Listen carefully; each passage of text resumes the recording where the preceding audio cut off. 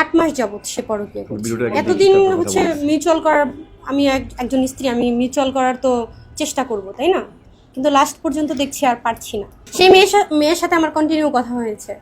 সেই মেয়ের একটাই কথা, সে তার উপরে দুর্বল হয়ে পড়েছে, তাকে ভালোবাসে সে। একজন স্ত্রী হিসেবে আমার এগুলো শুনতে হয়েছে। তো বন্ধুরা দেখলেন ভিডিওটা, হচ্ছে রিয়ামণি হিরো আলমের স্ত্রী, এখন হয়তো বা ডিভোর্স দিয়ে দিবে। তো ও কি বলতেছে, হিরো আলম 8 মাস ধরে পরকীয়া করতো, সে জানতো কিন্তু বলে নাই কেন, সম্পর্ক ভালো ছিল তার জন্য কিছু বলে নাই। এখন সম্পর্ক খারাপ হয়ে গেছে, এখন সে পরকীয়া করতেছে, সেটা জানতো সে, এখন বলতেছে, আগে বলে নাই কেন? তার মানে সে মিথ্যা বলতেছে, ঠিক আছে?